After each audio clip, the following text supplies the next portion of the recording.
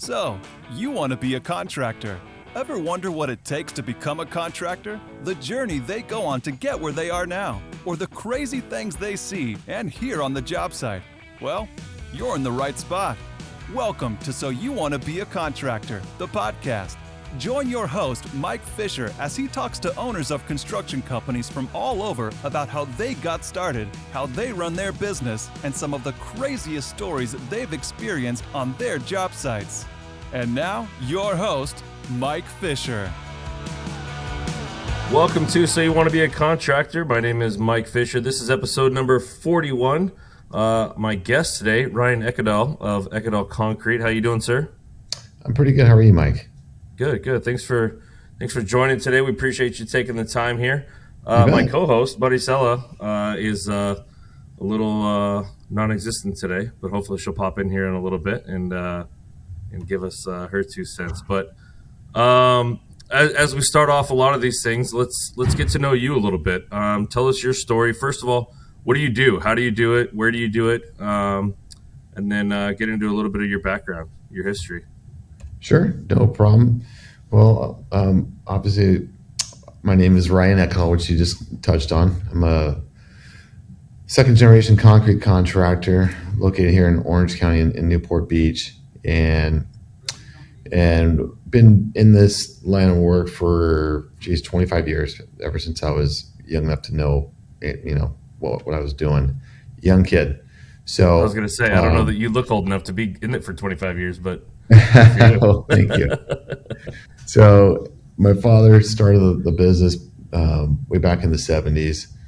And ever since I, obviously growing up, I was just always around concrete and the business and so on. And then towards, I guess, at my adolescence, started getting really more into being interested in it.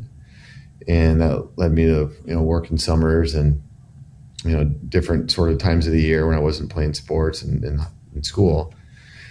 And then ultimately, fast forward, and that was my full-time thing. Just went into college and got out and went to work, and then just kept learning. Did you start? I assume if your dad was a good man and instilled some work ethic in you, I assume you kind of started in the field and had to learn the ropes and form and pour and all those things. Exactly. Yeah. So started just basically as a labor, no nothing. Yeah. And just manual labor, digging, whatever needed to be done. And then slowly over time did pump concrete for a couple of years, did that. That's a whole other bag too, heavy labor. And then it just takes time. That's the thing that a lot of people don't understand. It's definitely a marathon. You don't learn this stuff in 1 or 2 years. It's right. It's a long journey, So it just takes this reps, just day after day of just doing it. And so, got into some estimating after pumping. Did you go to school specifically for anything around the business, or? Before we get into that question, let's welcome Maricela. How are you doing, Maricela? Hey, everyone. I'm never late. It's Sorry. She's a contractor. Ryan? She's a contractor. I told Ryan you were a contractor, so this is probably there you go. You get a pass. SOP for a contractor, right? Listen, I try and pride myself in efficiency and organization and being on time, because I ain't trying to be that kind of contractor. But, it happens to the best of us, man. It happens to the best of us. Ryan, it's good to see you. I apologize for my tardiness. Not a problem. It's good to meet you, and it's good to hear your story. I already just really started to plug in. You talk about like a marathon, and like you don't learn and get comfortable in what you're doing immediately. What were some of the big milestones that you experienced to really start to feel like an expert in your profession? Gosh, you know what? That was definitely something that, even today, there's still stuff that I was going to say, do you feel like an expert yet? No, because it never just gets static. It's always right. There's always more. The codes are always changing. There's always something that's new. I guess it just You mean the state of California doesn't make it that easy for you to run a business? They're always changing. Well, we have that. Plus, you have the cities that we all operate in. They're always the codes are always changing, and it's always affects the price. Obviously, and it never goes down. It's always more. Yeah, it's always going up. It's all like I mean, just from what I do on the structural side, a lot of shoring we do. They always want to tweak the deflection of the steel that we have in the caissons, and they always want it tighter, which if it's tighter, that means the steel is getting heavier because they want less deflection, costs more money. So it's always it's always something. But Ryan, I may have missed this, but why did you get into why are you doing what you do? How did you get into it? Do you love it? Yeah. So it was I was telling Mike, so my father started the business back in the 70s. And just as a young kid, I mean, I just seen him go to work and not knowing what he was doing, just really little guy. That's all I've known. And then I'd work summers and went home from school and, playing football or baseball. I would work here and there. And I started enjoying the aspect of being outside and that sort of thing and behind a desk. And then I like the thought of, we're actually creating something and we're creating somebody's dream and we're bringing it to life on the ground. So I think that's kind of cool. And I just became more and more engrossed in the whole aspect of what we were building. And then I'm a numbers guy. So then I started looking, gravitating more towards like estimating after I pumped concrete for a couple of years, did that. And I was in the field for a couple of years. So I wanted to learn more on the estimating side. So I went to school for that. And then, Mike, you asked earlier about college. I got my degree in construction management. Okay. So that's what I was going to say. If that was like Go Beach, you to go specifically for that. So I was playing a little bit of JC football. And so I got my AA degree. And then right away, I just wanted to go work. So I went to work in the business and did. But then, as a young father, I knew like eventually my kids are going to end up getting older and be like, oh, well, Dad didn't go to college and he's fine, And so I actually just went back and finished up online back. Good for you, man. Probably amazing. A long time ago, but. Ryan, I'm not hearing that there was a lot of contention in you coming into the business, and I feel sometimes there's that fabric that's a part of the story. Yeah, especially in a family business. I never wanted to be who my dad was or what he was doing. I didn't honor it. It wasn't for me. But I don't feel that coming from you. It's actually pretty funny because my father used to always tell me, he's like, "Don't ever do what I'm doing. Don't ever get in this." Wow. Yeah, he didn't want me in it. Just for why? Well, I mean, you're a contractor, so you understand it's tough. It's a tough world. Yeah, it's a tough world. There's very few professions that are easy though. There's none. I tell people all the time, like there's a million ways to make a lot of money, and they're all hard. They're all hard. And they're all hard. It just depends what you're looking for. To be honest with you. How much is your dad involved in the business today? None. No. So what was one of the big shifts you did? I'm sorry? What was one of the big shifts you did? Like you've taken over this business? Yeah, that transition from your dad to you. I mean, it's been 25 years that I've been in the business. Okay. And he's been away from it for about 5 years. So for 20 years, I worked right alongside with him and we had a very good relationship. And, probably back in 2012, 13, I became invested in the business as a partner with my father. So once he turned 70, he wanted to kind of just set sail on it. Prior to that, I was doing the day-to-day operations. I was running the business, and he just wanted to step away. So I bought him out, and he's set sailing, so to speak. Sweet. Like literally sailing? You see literally sailing? No. But I was going to say, that'd be a heck of a ride. Yeah, him and my mom are helping. He's on a rocking chair somewhere drinking some tea. No, yeah, so they're... Ryan, can I ask a personal question? Sure. Can I ask you what that relationship of working with your father did for you? Was it good? Was it tough? Would you recommend it? And I'm asking that because we're talking more and more. We talk to contractors, and a lot of times they're generational business, right? Like Right. I saw my dad doing it. And number two, I have 3 sons, and all of them, I mean, they're very young right now, but none of them they want to be MLB players. That's their goal. I want to play in the MLB. But there's a really high, yeah, I'd be on TikTok dancing like, hey. Oh, I know. But what was that like personally? What did that do for your relationship with your father? Your father? It's interesting because, like you just touched on, it's very common for family businesses in construction, but a lot of the ones I know of, they're not smooth, and so I don't know if we're the outlier because we got along great, easy. We're very similar personalities, so we saw things along the same lines. Typically, the only I guess issues that ever presented themselves as being difficult was he was more resistant to changing, where I'm I got ideas and want to kind of go this direction. He likes this direction. So that at times was, and that's to be expected, but that at times was a little bit of a struggle, but it wasn't a big one because I was always looking for more, and he liked it just the way it was. So which I understand that, and he's I mean, there's definitely some comfortability in staying where you're at and doing what you do, but in knowing kind of the expectations at that level, right?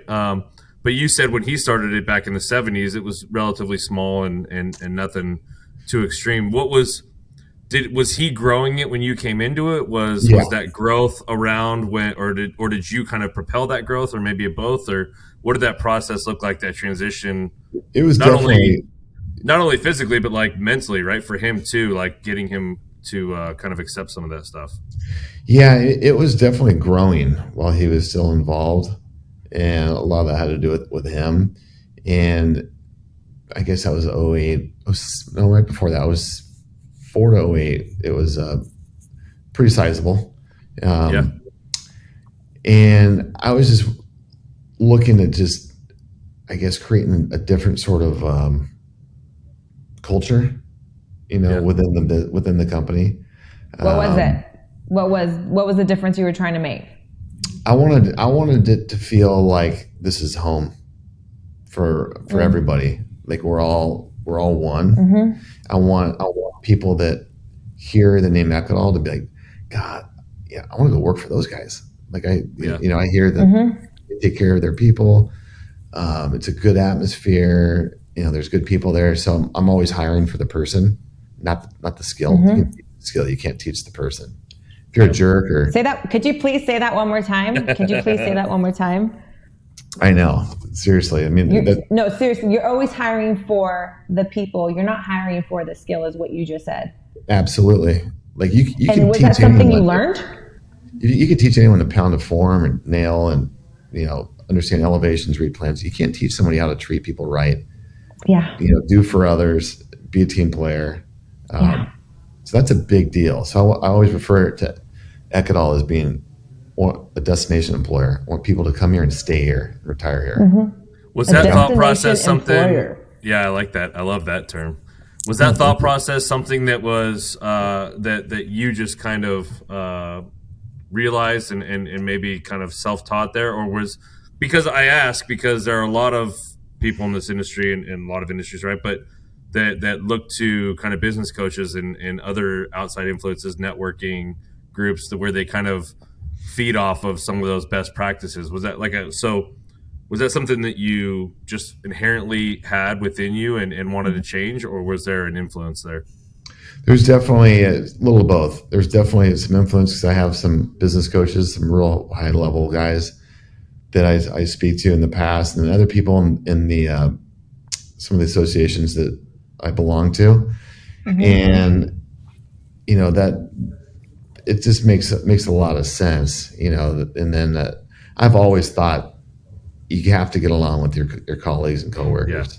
Yeah. If you don't, then what's going on here? Which is, it sounds like you were a little bit ahead of that shift, especially on the construction and contractor side, right? I mean, Yeah. back in the day, that mentality of a contractor was get to the job, bust your ass, do your work. That's right. I'm the boss, kind of, whip, cracking Shut the up. whip, making you, faster, harder, all that kind of stuff, 100%. right? And that was the mentality back in the day. But now, 2022, I mean, you have to operate the way Doesn't you work guys that are way. operating. Yeah, but I mean, it sounds if you were of this mindset 8, 10, 12 years ago, I mean, it sounds like you were pretty far ahead of the curve, right? I mean, because you Yeah. can't operate today without that mentality, right? I mean, No. a 25-year-old isn't going to come to your business and allow you to crack the whip on them and No, they drive don't want to be. They don't want to be talked down to. They don't want to Yep. be controlled. Which is not a bad thing. It's not a No. bad thing at all. No, I get it, and I always Yeah. I'm always just repeating to all my superintendents, everyone, like your guys got to like you. You can't talk Right. down, and you're gonna get more out of them when they respect you, and you're not yelling at them.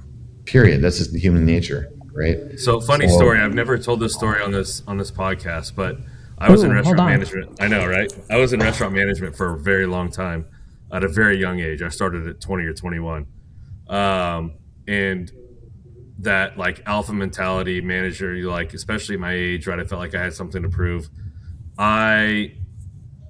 To my kitchen staff, I was probably harder than I needed to be and kind of pushed them harder than I need to. One Christmas Eve, which if you're in the restaurant business, it's probably one of the busiest days of the year, I had my entire kitchen walk out on me at 7 o'clock in the middle of a rush Toma. because I was probably I was an asshole and I was pushing too hard.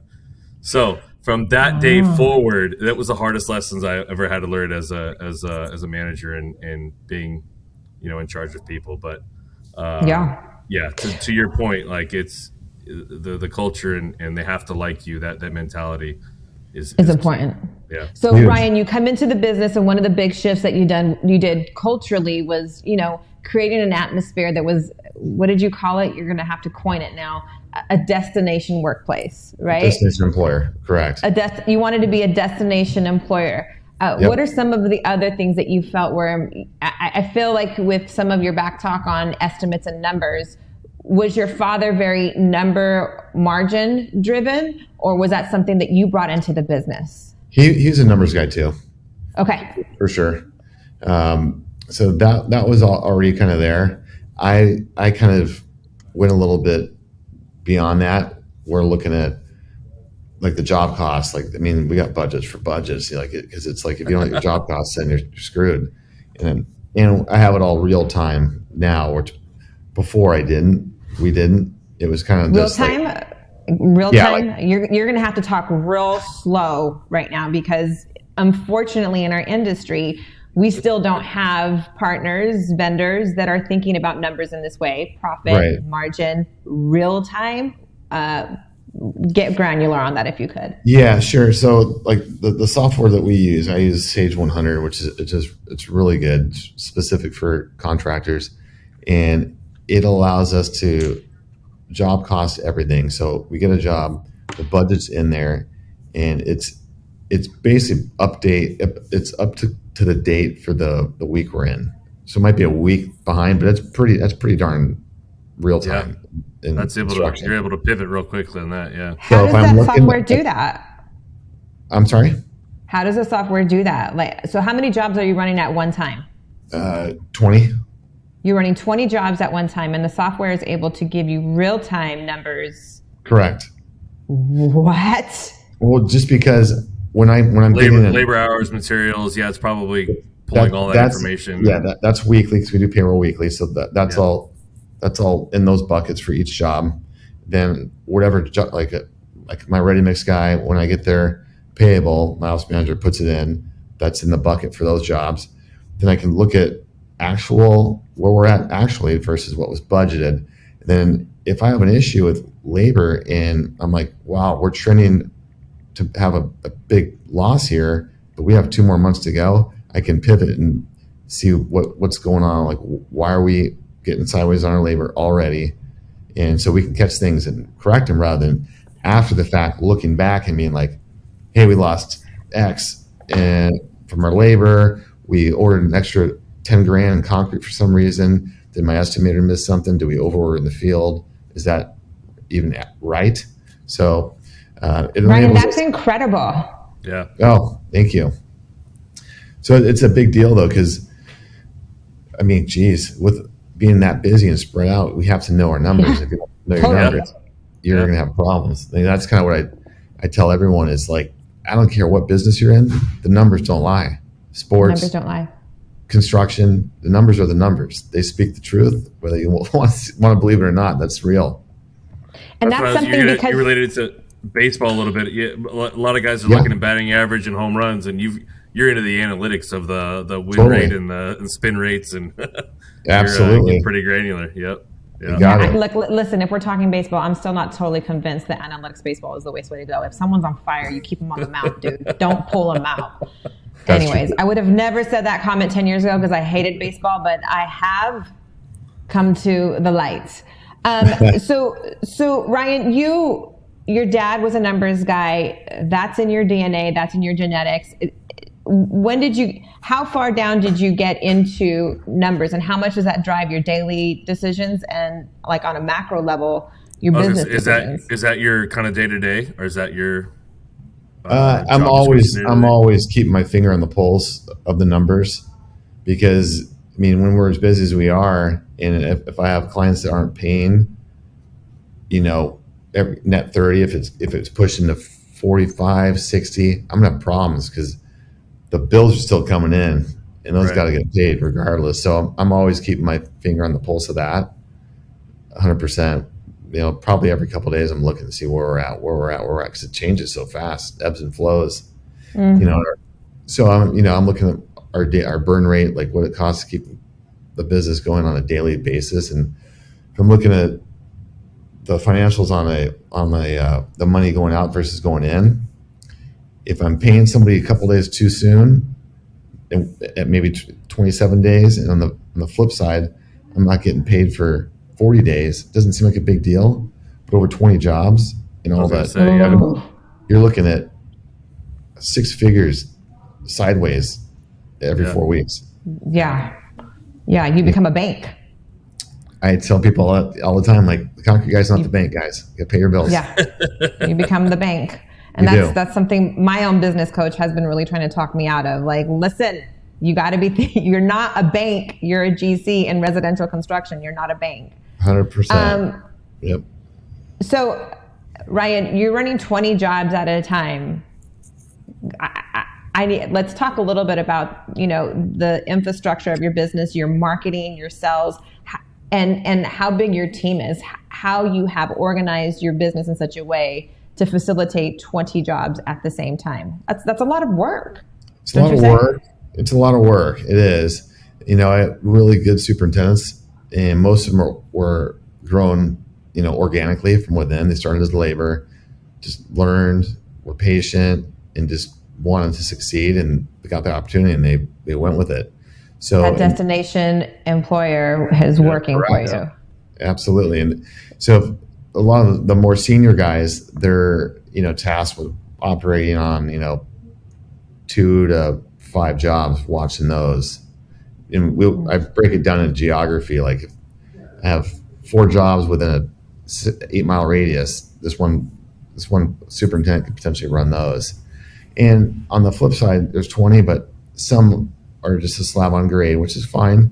Mm-hmm. And then others are a big full basement with a podium deck or whatever else. Totally. Yeah, so they're not. So give me a lens into your business. You're running 20 jobs. How much staff do you have versus how many infield guys? Like, what does your outfit look like?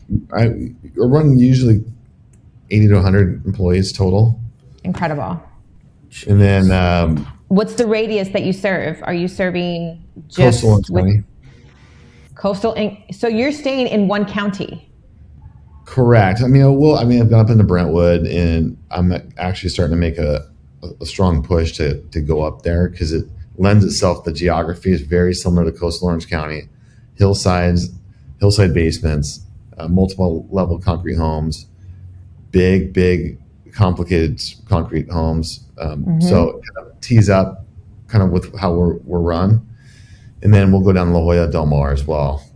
It kind of depends. We've even done, a job in Catalina a few years ago. How do you get a bunch of concrete to Catalina? I was going to say, how big was that expensive is boat? that? Jeez. They actually have one little tiny ready mix plant out there. Do they really? In one pump, That's awesome. yeah. And you probably kept them busy for 2 months, right? Yeah, exactly. So you have about 20 jobs. You run in basically one county. You have, give or take, 80 to 100 employees. What is your day-to-day as the leader of this business look like? Where do you have to be spending your energy to make sure that all of these, it's tough. It's tough juggling all that. So it's like I always got to make sure I'm working on the business, not in the business. So I'm trying to look at it from like which as a numbers guy is not easy, right? It's not easy. So yeah, and I let our senior staff, everyone, like work autonomously. A decision that needs to be made, make the decision. If you come to me with a question, have an answer ready. Don't just come to me to solve your problem. Like I have other stuff I need to look at. So I always tell people, if I'm doing your job or trying to do your job, that's a problem. Nobody wants to be micromanaged. Totally. And I need to stay in my sphere of influence and what I am a master at, which is like generating new business, watching the numbers, gaining more teammates for the business, more quality people, and then let them do what they're exceptional at, which is build these, awesome foundations. Yeah. What does your sales process look like then? If that is your sphere of influence and you have this many mouths to feed, how do you keep that much business coming in? Looking for new opportunities that kind of line itself up to how we're built. Some of the smaller commercial parking garages. So I'm looking at that. We did a bunch of big site work for a water park out here in Irvine, Wild Rivers, which is Oh, did you do that? We did all some of that? We did most of the concrete there. That's awesome. So little things like that we typically wouldn't be doing, but just always kind of looking for, maybe something, a little segment of the market that we're not touching that we can get into. And then also there's always other concrete contractor or other general contractors that are out there that are newer or younger, and just letting them know that, hey, I know you're new, but you need to kind of look at who you're bringing in to your team, because we could really help you out. We don't need our hand held. We've been here before. We can coordinate with your framer, all your MEP and everything else that we'll need on the front end of the job to kind of make it successful. So, and then just making sure that we're always taking care of our clients, because it's all. Who is your client? Ryan, is your client other GCs? Yes. 100% of the time. 99% of the time. Every blue moon we might have an owner builder, but it's usually a general contractor.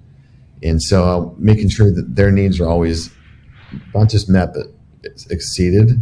Making sure that they know we're taking care of them, and their best interest is always at heart. And the thing is, I'm in the concrete industry, and we build concrete structures, but I want it to be beautiful. Like I don't want people to feel like, oh God, it looks like crap.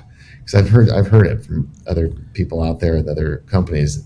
I want them to feel like, hey, we got the best. And even though this is getting drywalled and framed, look at those walls. This is why we hire these. I was going to say that's a prideful position to take as a concrete guy, right? I mean, because 99% of the time your work isn't even seen or noticeable when the thing's done, right? It's like an electrician that actually takes time to like make sure his wires are clean and out of the way and buttoned up and all that stuff behind the walls. Like, there's pride in that. That electrician's not gonna get a call back because something's not working. Right. Like our foundations aren't gonna have leaks and different things that go on. So it's they're buying a premium service, premium product, and I want to make sure that they're getting it, not just getting like the standard. Because if I'm just providing the standard, then it's all numbers. Then I'm a commodity. It's all numbers. And I always try to tell people, I love that mentality. It's so good. It's so good. I need you to say that again, almost. I'm not going to be the cheap guy. I don't want to be the cheap guy, because there's a premium product I'm giving you. I'm providing for a fee, obviously, and if it's if it's all numbers, then you're just a commodity. It doesn't, Yeah. Yep. Yeah. which I don't want to be like that. Yeah. You ain't for sale. Because there's always another cheaper number. Always. Always. In every 100%. business. So go back to the marketing a little bit. Your dad started this a long time ago. You guys are known and successful in the residential space and that, the foundations and all that. But you said you've kind of like you took the welder's job and some commercial parking structures. Are you actively looking for those, and if so, how? Or are those coming through relationships and word of mouth? Like, hey, these guys did it. One GC talks to another GC and says, hey, these guys did a great job on this house. They could probably do your parking structure. How does that business develop? It's usually based off of my network. Okay. You know what I mean? So I think that's a big deal. Yeah. So I always say like your network is your net worth. Yeah. That makes sense. So I always kind of lean into. I feel like you've been listening to like Ed Milet together. Like he's great. He's great. I was listening to him on my way into work. He's great. So yeah, it's we got to help each other out. That's how I look at it. Like, Yeah. my friends in the industry, it's like, okay, I'm trying to get you a lead over here, and a lot of times they'll reciprocate. Hey, Ryan, just recently, one of my shoring contractors I work with called, and he's like, hey, I got a job. They're looking for somebody. Would you be interested? I'm like, absolutely. So that's looking pretty promising. Just stuff like that, and every now and then I'll reach out like a quote unquote cold call, but that's really selective. It's really selective. Yeah. It's got to be like something that's in the area, kind of, but I'm not. Gotta make sense. I'm not knocking on doors for like commercial jobs. So it's usually what's great about the way you operate and that networking, right? Like you've already got that pride and workmanship built into the culture of your business to the point where like you don't care what the job is, you want it to be a premium product, right? And where that makes you successful is in those relationships and those networks that, hey, we're bringing Ryan in because they know what they're doing. Like, hey, we got a job for you. And those referrals, you don't have to change the way you do business to make sure that you're impressing somebody, to make sure that somebody else's word is being stood up. Like, you guys already operate that way to the point where like, it's just, hey, bringing in Ryan, we're doing that job. And then you already know that's going to turn out positively for the future, for future work as well. I mean, all I'm saying is that mentality kind of creates a domino effect to the point where like the business just keeps replicating itself and bringing itself to you. Yeah, I think the other important thing is why I don't just go full steam and try to get all this commercial stuff is I don't want what we've been creating and building over the last 45 years to just evaporate overnight, which it could if people get too busy, which happens, and all of a sudden they're focused on just numbers, and all of a sudden you got all this commercial work or whatever other sector you're trying to get into, and then your bread and butter is suffering. You're a long-time clientele. You're all of a sudden the job looks like shit. You have one guy on the job. You're getting calls. Yeah. Then all of a sudden you just open the door for your competitor to walk right in. Yep. And lost, because people have a short-term memory a lot of times. Even if you've worked for them for 20 years, it's business. A lot of times they'll hire that other guy if you're not, which they should if you're not following through with your obligation.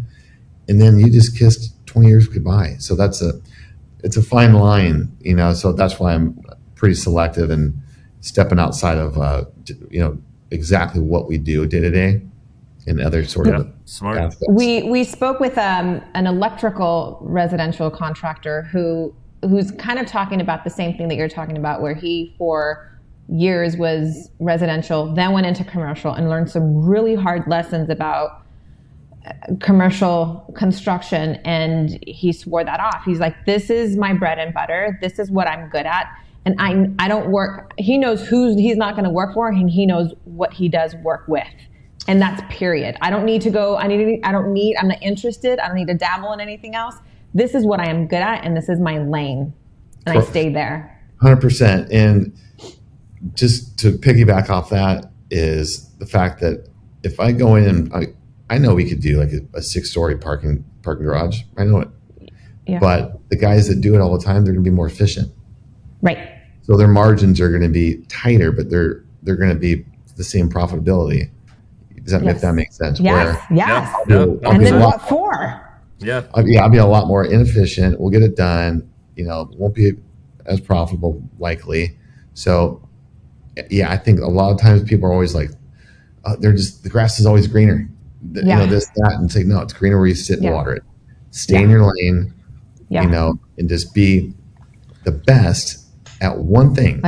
Just like Jordan, Kobe, those guys, they were the best at one thing. You don't need all this other crap. Yeah, I think Ryan that's is one full of the inspirational one-liners too. He slipped that one in and nobody caught it, but he said the grass is greener where you sit and water it. That's right. All the one-liners. And that's just life, not just business. Relationships, 100%. Everything. Yep. Yeah, I think one of the questions I asked you initially is, when did you start to feel like you were feeling like a master of certain parts of your business? And for me, that's really where I started to feel like I haven't arrived. There's a long way to go, but I really started to feel like I became a master of this part of my business when I figured out my lane. The grass was not always greener. I always thought that I wanted to be the business that did, those 40,000 square foot homes. And then I started to do some of where that was leading. And I was like, this is miserable. I'm not having any fun. Like, I don't want to be on one project for 5 years. Right. And I figured out my lane, and I've really started to water it, where you can put grass in a lane. But that's really now we're mixing up all the metaphors. Yeah. All the metaphors in there, just I'm love it, mixing it all up. But like that it is true. That's really where you start to master your business. This is my niche. This is what I'm really good at, and I'm going to feed it. And that takes time and discipline too, right? I mean, so many people. When you're early on, and I'm sure your dad could probably speak to it, like he probably was taking any job that he could, right? That involved concrete, because you got to make money at some. But when you get to that point where you're becoming a little bit more stable, that's where the discipline and that knowledge comes in to be able to become profitable. Yeah. Ryan, absolutely. One of the things that I've heard you say that I'm just connecting the dots here in terms of your network and your connection is, it sounds like people are really important to you. Correct. Culture driven. You talked a little bit. You said it like at the ending of a sentence, is business coaches and associations. And that's also a common trend, Mike, in previous conversations that we've had with other very successful contractors, is they have other people pouring into them. At what point was that something that you started to invest in? People speaking into you?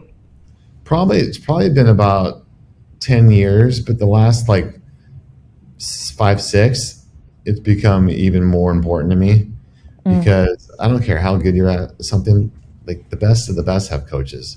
The best of the best have coaches. Tiger Woods had a swing coach. I mean, they all have coaches. Yeah. So it's kind of funny, but it's like, and then even though their main business might be whatever other industry, there's a lot of knowledge there, and just the way they can kind of open your eyes to see something from a different perspective. You get a lot of knowledge. I've learned a lot from a couple of these guys. So that's a big deal though to me. And then, in terms of mastering, I think once I became the sole owner of the business about 5 years ago, I was really able to step into what I like, which is leading people and motivating and just driving like that sort of environment. Because that's just natural. It's innate to me. It's just natural for me to do that. Was the business coach something that was pretty easy for you to do, or was that something that you, like a hurdle you had to clear from a egotistical, machista? Yeah. You know what? No ego there. It was all just, it was pretty easy. What does that relationship look like for you today? Like, how often are you seeing a business coach? How often do you go to your associations and look for direction? The association, I was on the board, and it was a lot of work. So a lot of that now is more like random Zooms here and there with some of the key executives in the board. And the business coaches, I'll kind of ebb and flow, but I still, can text them or different things come up. Mm-hmm. Because there's definitely a cost there. And Yeah. the good ones are, They're not cheap. No. They're not Well, cheap. if not by money, by time investment too, right? I mean, to get anything Yeah. out of them, you got to invest quite a bit of time. Correct. Yeah, it definitely isn't something that it's a repetitive nature of it. Like it's not something that changes. They tell you 1 month and things are golden. That's like months you can't and show months. up you don't show up in once and get all your questions answered. Yeah. No, so I did probably 2 years straight. Yeah. And now I still will like have different sort of conversations with these people, but it's not like a monthly thing or weekly thing anymore. So Ryan, we've talked about the way that your business is set up, how much volume you have. Would you say that you found a sweet spot in your business, or are you still like, no, I need to grow. We need to grow at X percent. I don't have any like long-term like goals on numbers, but I do know if you don't grow, you die. Period. Yeah. In business. So I know that we got to keep pushing. What does that look like? Geographically, like I kind of touched on earlier, go up, start. Because I have a lot of clients that are up in LA, that are big in LA, and I just I've chosen to not actively like seek jobs up there because I don't want to water down the Orange County, our work here.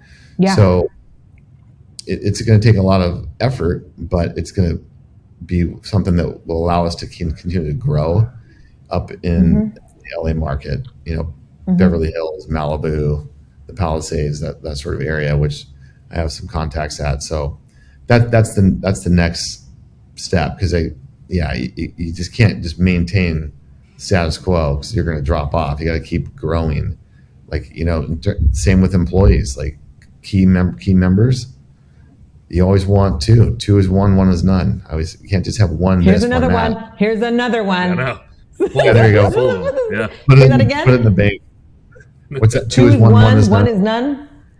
Can you break that down for a girl? What? Well, if you have one estimator, it's like hockey. It's like a one-goal lead. One-goal lead in hockey is the worst lead you can have, because you're immediately tied and then screwed if you give one up. If you have only one person that does one, no margin for error.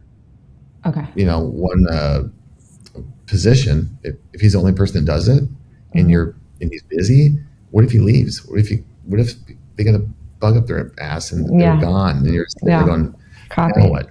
So you definitely want to have a backup for everything. Yeah.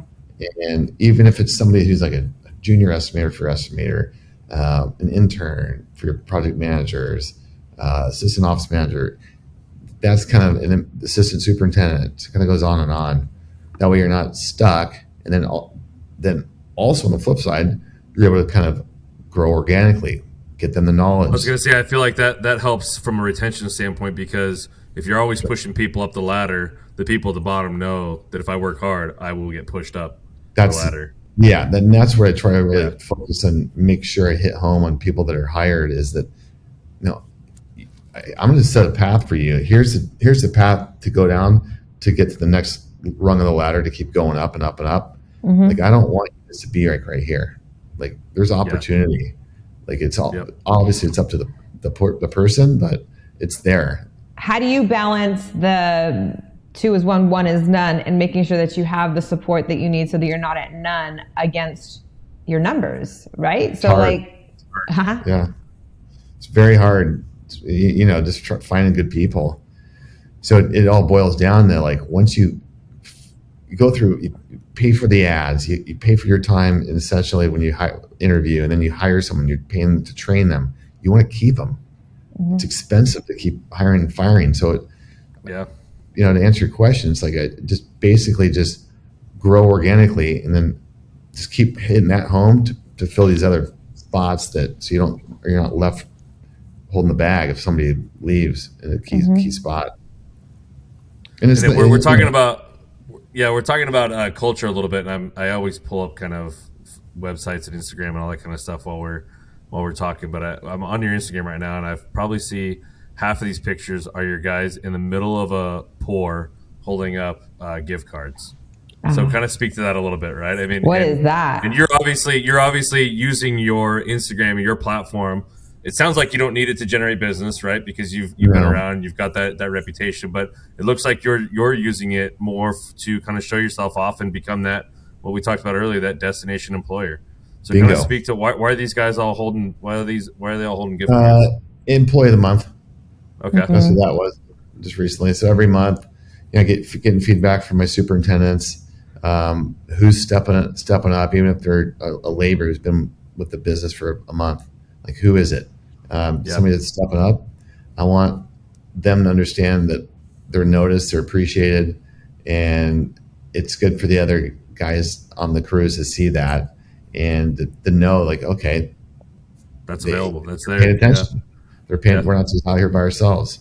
Well, I love that you're putting it on your social media, right? I mean, you. I was just going to say that. You've understood. Yeah, I mean, a lot of people are doing Employee of the Month, and you should be. And if you're not doing Employee of the Month, you're doing some sort of appreciation, showing appreciation, and recognizing the people that are working hard. But you're taking it to the next level. You're showing the world, right? Look, this is what it feels like and what it looks like, and the opportunity that's there at Ekedal Concrete, and we are that destination employer. We are. Yeah. I mean, I take it really personal that I keep these guys all busy. They have bills, they have families, they have kids, they have lives, and that's a big responsibility as an employer. And I take it to heart. It's like I don't want somebody to have to sit at home and not earn money because we're slow or this or that. So that creates even more of a desire to like keep pushing, keep pushing, keep growing, keep getting more business, keep getting more great people in the business. So that's always my goal. I respect that so much. I respect that so much. It is a tremendous responsibility to take on an employee. And even in our seasonal work, sometimes our construction ebbs and it flows, but on the flow, these are people that still have responsibilities, that have families, they have bills, and I take that equally, very, very seriously. That's awesome. That's awesome. Yeah. Go ahead. Did you have something else you want to ask? No, I feel like I wanted to make sure that we got into our rapid fire. I was going to say, we're that's exactly where I was going. This is you and I are just I love it. There. So I know we're coming up on a hard stop, so I wanted to get into that for sure. But this is one of many, what I want to say, positives or that Maricela has brought to this podcast as a co-host that she pushed her way into to being a co-host. But this has been an awesome part of it. So I will let her. So part of me joining Mike into this platform and on this podcast is because I really want to bring a voice and a face to people who are in our industry. There's a lot of good guys out there. And yet, it's the bad guys in our industry that ruin our reputation. So I love the platform that this is to give the voices to the Ryans of the world, who, you guys are doing it well. You're doing it well. But the other part of it is that I really appreciate listening to the podcasts that give me nuggets of like, oh, I didn't think about that, or I want to use that. They become a resource. Totally. And so this is the part of the podcast. I ask our guests the same 4 questions every time, because if anyone's listening and maybe they're not thinking of doing business a certain way, or maybe there's something that you can influence them to think about, this is the part where we make sure we nail that down. So it's the same 4 questions, Ryan. The first question is, and I feel like I wrote it down because I'm going to look at it after I get off this podcast, is what is one resource you cannot do your business without, and why? Oh, geez, that's easy. My accounting software, my project management software. Is that Sage 100? Is that what you said it was? Yes. Sage 100. Yep. And so if you missed the part of our podcast where Ryan's talking about, he is looking at his data, his margins in real time, and that is real powerful. Sage it's real 100. Powerful. You got to know your numbers. You're going to die. You're going to be out of business before you know it. Sage 100. Sure. I wrote that down. Thank you for that nugget. If you helped anyone, you helped like this person right here. Thank you so much for that. We're going to go after our sponsor from Sage 100 next. Yeah, Sage 100. If you're listening, I'm going to at you. Feel free to be our first sponsor. The second question, what's the best advice someone has given you? Be present. My father used to say that when I was a young kid, and I would just laugh it off. But being present in whatever you're doing, and whatever, like the people you're talking to, be present. Don't be looking at your iWatch and your notifications and that. Life's short. Life's so short. Yeah. You want to be present for those moments. It's like with your kids, like with my kids, like, and sometimes, we're human. They get caught up with emails and stuff. And while they're right here, I'm like, just put the phone away. Yeah. Or whatever. Like, that's going to be there. All the emails, they're going to be there tomorrow. Or They will be. Nobody else is getting rid of them and checking them. Yep, they'll be there. I think that's the big deal, is just being present in whatever you're doing. Because life, every day's a gift. I always say that to people. And here he goes again. But it is. It's true. Every day's a gift. It is. Your dad telling you that 20 years ago, whatever, be present. Way ahead of the curve. Ahead of the curve. Because today, with our distractions and everything is at our way. I mean, you can be distracted in anything. So being present is absolutely a gift, and it's a skill. Swear, it's a skill. If you can learn to be present, that's a skill. You got to work hard at that for sure. It's hard for me. It is really hard for me because I have a lot of stuff going on in my head. Yeah. But it's a big deal, though. It is a big deal. It's a big deal. It's a tool. If you learn how to do it, it is. It's a big tool. Yeah, 100%. Is there a book or a podcast that you love? Third question. Is there a book or a podcast that you love and you'd recommend? Well, beyond your guys' podcast. That's two in a row. Went from zero through like the first 15 episodes that Maricela was on to that 2 in a row. I would say it's almost like we're baiting these people. That's too funny. Book or podcast? I wish I read a little more, to be honest with you, but I do listen to a lot of podcasts. Probably Andy Frisella's podcast, one of my favorites. Why? I don't even know who that is. He's actually in the health and fitness industry. He owns a supplement company, but he's just a staunch American. He's a home, like a self-made. I don't know if he's a billionaire, darn close. Self-made guy, American true and true, and just a lot of good business knowledge on there. His is probably my favorite. Him, and then you mentioned Ed Milet's. Did he start 75 Hard? Is that his thing? That's his program, but yeah, his podcast. I forget what it was called. MFCEO or something like that. Tell me his name again. Andy Frisella. Andy Frisella. Frisela. Frisella. Yeah. Frisella. Frisella. Cool. So I'm taking that health and fitness is really important to you as well. Oh yeah, it is. So that might segue into my fourth question that I ask every guest of ours is, you're a lot of things. You have a lot of responsibilities, Ryan. You have 100 employees. You're running a lot of projects at one time. You carry a lot of that weight, but is there kids, family, all of it? You live in freaking Orange County, which is a big responsibility. Right. But is there one habit that you have that is just for you, that you give yourself so that you can pour into others? That's it. Yeah. Working out. That's my deal. How many times a day? What does that look like? Are you a 3:30 in the morning guy? Because we have had a chick, I'm a 4:30. 4:30 in the morning. Still too early, but respectable. I get up. The kids are sleeping. I can just do my own thing, put my own mask on, and just worry about Ryan. Put my headphones on, work out. So that's every day. I'm doing something. Every day you're doing something. 4:30 in the morning. Are you driving? Are you waking up driving to like a CrossFit gym, or are you doing it at home? Like, what is? I have a pretty elaborate garage gym.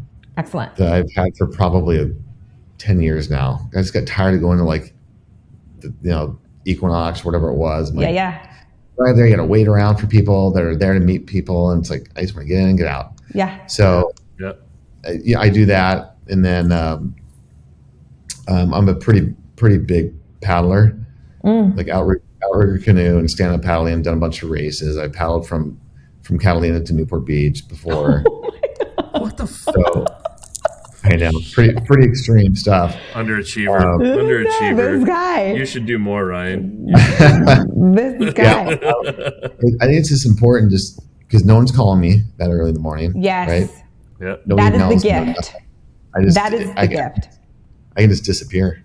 Yeah, at 4:30 in the morning, no one's calling you. No emails need to be replied to. No hopefully, one, right? Hopefully. Yeah, but if they are, they're being very disrespectful.